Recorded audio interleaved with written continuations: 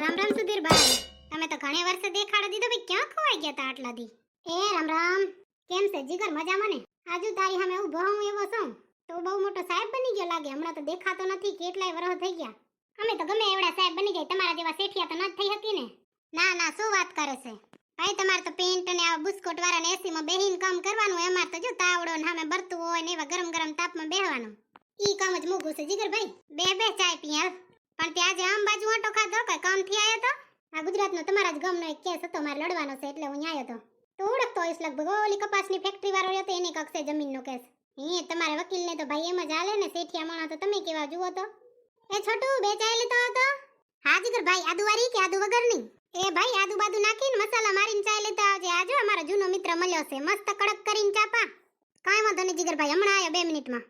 મીઠી સી વો ગાલી તેરી सुनने को तैयार हूँ मैं, तेरा यार हूँ मैं. चाय, आदू, खांड, दूध, पानी. बन જા સિમસિમ, બન જા સિમસિમ. કેમ સુધીર એકલો જ છે કે છે ભાભીએ ભેગા? હું ક્યાં એલા પૈણ્યો છું, તને ખબર નથી? હારું લે, આપણા ભાઈબંધોમાં બધાએ ભૂલ કરી, તે ભૂલ ના કરી. એ બરી કઈ ભૂલ હે જીગર? પૈણ્યાની બીજી કઈ? ઓ, આવતા વર્ષે છે મારા લગન. આપણા ગ્રુપ પર હું ધોઈને કહી દઉં છું આવવાનું છે. એટલે તારે ઈની ભૂલ કરવી છે, અમે તો પૈણીને પસ્તાઈ રે, વળી તારે પસ્તાવું છે?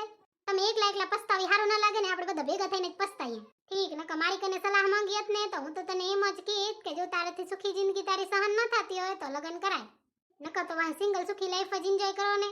ના ના, તમને એકલાને દુખી જોઈને મને દુખ થાય એટલે હું તમારે ભેગો દુખી થાવ ને થોડોક. હોશિયાર તો તમે કેવા જુઓ તો, એટલે તો વકીલ બની શક્યો તો. બાકી નામ છે તારું અહીંયા હો સુધીર. હવે થોડીક ગાડી પાટા ઉપર ચડે છે, આટલા દી તો ટ્રાયલ જ હાલતા. છૂટા છેડાના કેસ નથી લેતા ને સુધીર? ના ના ભાઈ, ઓ ઈ છૂટા છેડા હી તો છેટા જ જઈએ આપણે. 2 જણાના ઝઘડા સાંભળીને જ આપણું મગજ અડધું થઈ જાય. બાકી કમાણી તો તમારે હશે હો, જતા સૂટ બૂટ પહેરીને મોટા સાહેબની વાર ફરસો રહ્યા. તોય તમારા શેઠિયા જેટલી નહીં જીગર. ના રે ના આવે. લ્યો જીગર ભાઈ, આ તમારી કડક ચા. આ માસ્તર જેવા કોણ છે જીગર ભાઈ? આયાને તો કોઈ દી પહેલા જોયા નથી અહીંયા. એ આ મારો જીગરી ભાઈ બનશે સુધીર, અમે બે ભેગા જ ભણતા. વકીલ છે હો છોટું, કઈ કામકાજ હોય તો કહેજે તો તારે આપણું નામ લેજે, કામ થઈ જશે. આપણે નનકી દુકાન વાળાને શું કામ હોય જીગર ભાઈ? ચાય હારી બનાવી છે ને છોટું? કપ ચાટવા મંડી જાવ ને એવી ચાય બનાવી છે. હા તો જમવાનું આપણે ઘરે જ રાખાજે. તાર ભાભીને ફોન કર દો, બનાવી રાખશે. જમવાનું તો હવે આટલો શું વિચારે, 2-3 સદીઓ પછી આવે ને એકવાર ભાઈબંધને ઘરે જમવાનું ન રાખવું? આ જો નામ લીધું ને તાર ભાભીનો ફોન જ આવ્યો. એ હાલો, એ બસ પહોંચો છોર્યો. આ આવો રહ્યો 2-3 થેલી ને? હા વાંધો નહીં, કીધું ને આવું છોર્યો. એ હા ને સેજલ, હું શું કહું છું છે ને, એ માર ભાઈબંધ છે ને સુધીર, ઈ આયો છે તો એને જમવાનું બનાવવાનું છે હો. એ હા, આજનો દિવસ આપણે ઘરે જ રોકાશે. હા, એને ગુલાબ જાંબુ બહુ ભાવે છે હો. હા વાંધો નહીં, હાલ તો હું દુકાનેથી લેતો આવીશ. એ બસ આવું જ છોર્યો, મારી માં રાડું ના પાડ. હા ભલે, જય શ્રી કૃષ્ણ. તો હવે જમવાનું નક્કી થઈ ગયું, તારે અમારા ઘરે જ આજે રોકાવાનું છે. આ ચાય ખતમ કરીને જાય ને તારી ભાભી અહીંયા રાડો રાડ થાય છે રે. અહીંયા દૂધ લેવા આવ્યો તો ને રોકાઈ ગયો તારી કને. એ છોટું 3 થેલી દૂધ ની આપી દે તો લેતો, અને 4-5 પડીકો વેફર ના આપજે, કેલા વેફર નો. ડેટ એક્સપાયર ન થઈ ગયો જોજે, નકર પાછા થઈ જઈશ. ઈ તો તમારે કેવું જ ના પડે જીગર ભાઈ. માથે માટું કાઢીને મહીની ગોરી, હું મણિયારણ હાલી રે ગોકુળમાં. મોરા શ્યામ મુજને હરિવાલા, હો મોરા શ્યામ મુજને હરિવાલા. મમ્મીજી, ઓ મમ્મીજી, જીગરનો ફોન આવ્યો તો એનો ભાઈબંધ રહ્યો ને ઓલો સુધીર, ઓલા વકીલ રહ્યો તે અહીં આવે છે. એ કેમ રાડું પાડે છે રહી? મમ્મીજી અહીંયા આવો ને રાડું પડાવો છે રે, મારું ગળું ભરી આવે છે રે. કયો ને કેમ રાડું પાડે છે રે સેજ? એ મમ્મીજી, ઓલો ખબર છે જીગરનો ભાઈબંધ છે સુધીર? કયો ઓલો વકીલ છે ઈ? હવે ઈ જ વકીલ અત્યારે આપણા ગામમાં આવ્યો છે તે અત્યારે આપણા ઘરે આવે છે રે. જીગરને ક્યાંક ભેગો થઈ ગયો હશે. ઠીક, વકીલ કઈ તો બહુ મોટો સાહેબ જેવો છે હો. અહીંયા તને શું ખબર? અરે મેં જીગરને દૂધ લેવા મૂક્યો તો કા, તે કલાક થઈ ગયો તે હજી ન આયા કા, તો પછી મેં તો ફોન કર્યો. અહીંયા જીયાણે કીધું કે સુધીર ભેગો થઈ ગયો છે ને અત્યારે આપણા ઘરે આવે છે, એનો જમવાનું આપણા ઘરે જ છે. ઠીક, તો એને જમવાનું આપણા ઘરે કા? હવે જીગરે તો કીધું તું કે ગુલાબ જાંબુ એને બહુ ભાવે છે તો ગુલાબ જાંબુ બનાવજો, પણ આપણે ઘરે ક્યાં એનો કઈ સામાન છે તો મેં જીગરને એમ જ કીધું કે દુકાનેથી ડાયરેક્ટ લેતા આવજો. ના ના, ઈ બરોબર કર્યું. ગુલાબ જાંબુ બનાવવા રહી તો કેટલો સમય જાય.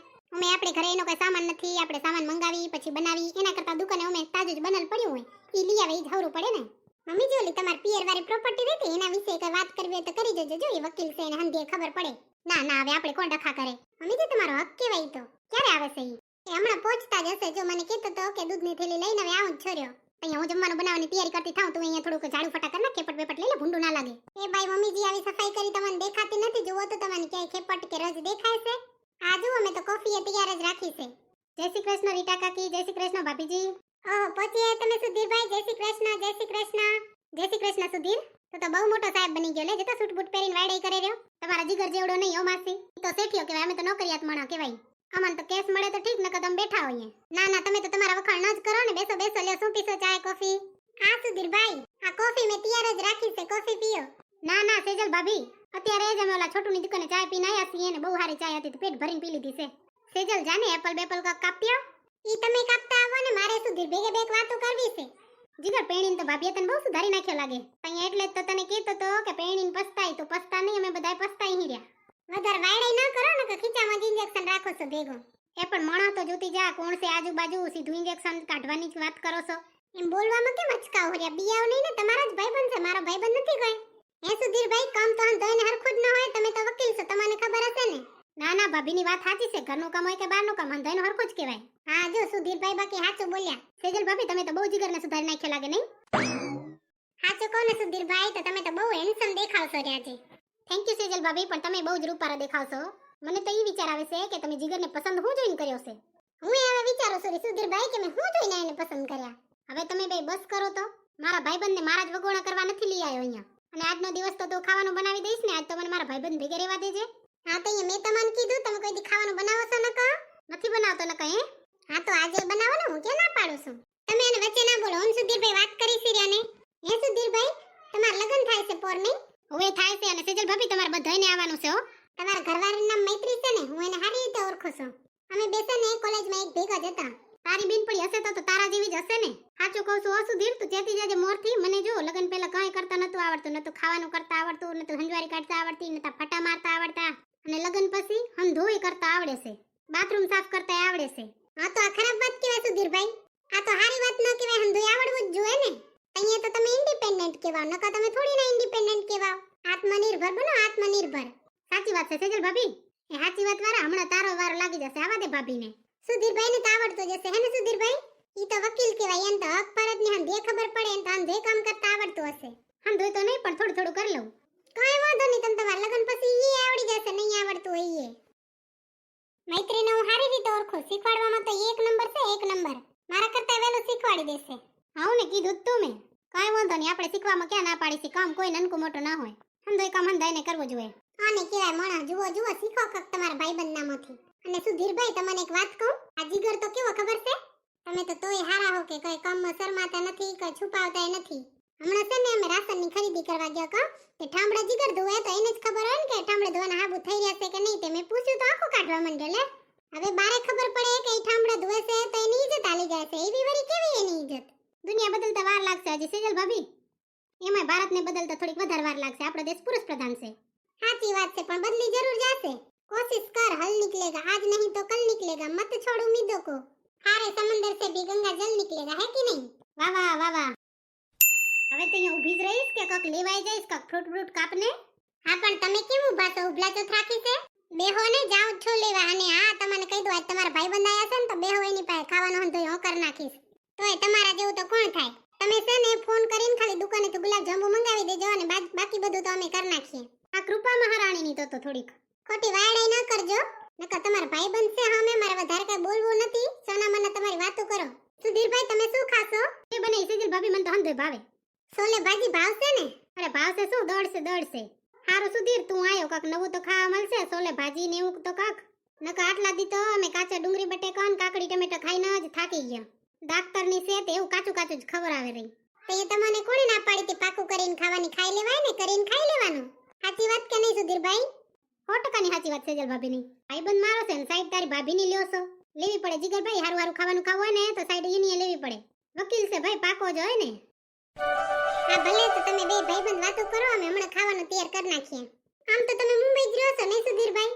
હવે મુંબઈ પાર્લામાં રહીએ.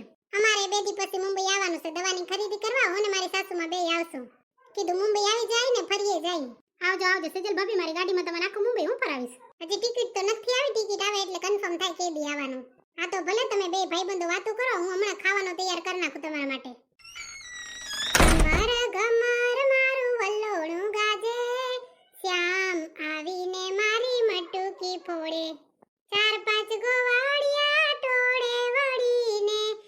એકબીજાને કાંધે ચડીને વનરાવનમાં મોરલી વગાડે મારો શ્યામ. શ્યામ આવીને મારી મટુકી ફોડે, અરે રે શ્યામ આવીને મારી મટુકી ફોડે. ઘમર ઘમર મારું વલ્લોણું ગાજે. જય શ્રી કૃષ્ણ.